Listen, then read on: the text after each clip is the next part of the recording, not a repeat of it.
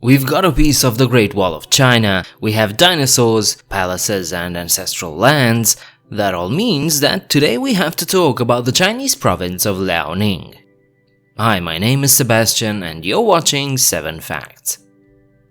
Tucked in the northeastern corner of China, Liaoning is not exactly the poster child of Chinese civilization, at least not for the rest of the world. It is, however, a historical gateway between Manchuria, Korea and China proper, a province that today is home to no less than 40 million people. Those 40 million live in the best performing economy of northeast China, which is actually no small feat given its isolated location. This province is also a multi-ethnic one. Aside from the Han Chinese, who of course represent the majority, there are over 5 million Manchu ethnics still living here, plus Koreans, Mongols, Hui and Shibe tribes. Let's leave these boring statistics behind and delve into Liaoning's history. Before our era, ancestors of modern-day Koreans, like the Gojoseon and Yemayek tribes, used to inhabit Liaoning. But from the 3rd century onward, various Chinese dynasties began to expand into this area and control it. As these dynasties came and went, others like Goguryeo, Bohai, Khitan and the Mongols each took their turn in annexing these lands. In 1442, under the Ming Empire, a defense wall was built to protect the arable lands of Liaoning. This wall, although a lower-cost design than the rest of the Great Wall of China, did its job and is known how else but as the Liaoning Wall. Later on, when the Qing became the rulers of China, migration to the northeast by the Han Chinese was heavily restricted and Liaoning remained, for the most part, a land of the Manchus.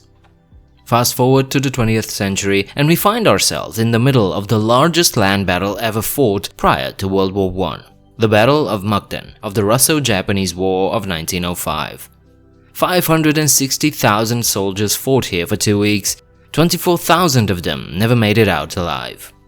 The next major event of Liaoning was its occupation by Manchukuo, Japan's puppet state, during World War II. And once that was over, Liaoning began its long march of the industrialization and relative prosperity. With over 9 million inhabitants, Shenyang, also known as Fengtian or Mukden, serves as the capital city of Liaoning. In its 2,300 years of existence, this city has known many masters, each leaving their mark on it for better or worse. Near this city, the aforementioned Battle of Mukden took place, followed decades later by the Mukden Incident, a false flag operation by Japan that led to China's invasion and the creation of Manchukuo. With all that history behind, Shenyang is of course a city with a lot of historical baggage, and a lot of culture, art, museums, exquisite cuisine, and a general cosmopolitan feel. The temples, mosques, and churches all serve the religious needs of all the 37 ethnic groups that are present here, which of course gives you an idea of just how dynamic and interesting this city can be. 99% of all species that have ever existed on Earth in the past 3.7 billion years are gone, extinct, never to be seen again. All we have left are the fossilized remains of just a few of those that once roamed the Earth. But despite having nearly 4 billion years worth of fossils, nothing fascinates us more than the mighty dinosaurs. Which is why Liaoning is a pretty important and famous place. And that's because here lies the so-called Jehol biota, a fossilized ecosystem that thrived up to 133 million years ago.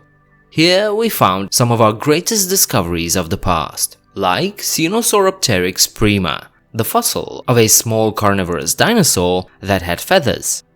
This was our first proof that at least some dinosaurs were feathered, and it also showed a direct evolutionary link between theropods and their descendants, our modern-day birds.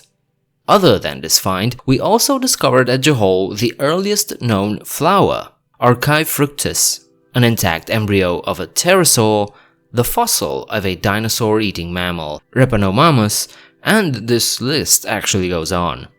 Liaoning's fossils are considered to be among the world's best, with some of them so well preserved that they still show signs of soft body tissue.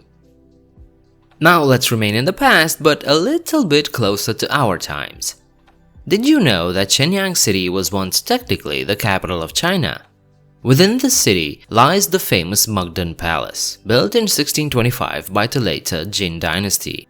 It was meant to resemble the Forbidden City of Beijing, but it also incorporates Manchu and Tibetan architectural styles. And that's no surprise. The Jin was a Jurchen monarchy and they were followed by the Qing dynasty, who were also of Manchu descent.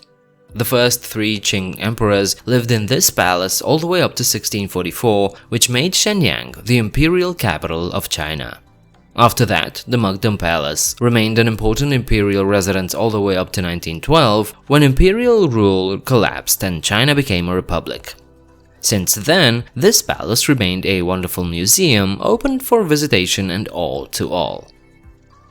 Wunu Shan, the Mountain of the 5 Women. Sounds interesting, doesn't it? It's called as such thanks to a legend that talks about 5 ladies of the Tang dynasty that defended the mountain from foreign invaders. But that's not why I brought it up. Wunu Mountain is an important historical site because it's the location of Jolbon, the legendary birthplace of the ancient kingdom of Goguryeo, the forefather of Korea. According to Samguk Sagi, the history of the 3 kingdoms, Goguryeo was founded above this mountain in 37 BC, with Jolbon remaining the capital until the year 3 AD. That makes Wunu, and Liaoning by extension, a pretty significant place for Asian history, to say the least. Far from madding crowds, the Liaoning section of the Great Wall, the Tiger Mountain Wall, is a restored piece of the Ming Wall. This spectacular construction emerged in the 16th century and was identified to be the eastern terminus of the Great Wall. That being said, older traces have been found in the area, some dating back to 2000 years and more. The Liaoning Wall also contains the only section of the wall that runs over water. Jumenku is an arc bridge also known as the Wall over Water. The spectacular views and amazing constructions are open for visitation but far less crowded than other sections of the Great Wall of China, which makes it the perfect tourist destination. That was all for today's episode. I hope you enjoyed it. Don't forget to like and subscribe before you leave. Leave your comments downstairs, and if you wish to do so, you can help out this channel through my Patreon page. I do hope to see you next time. Bye.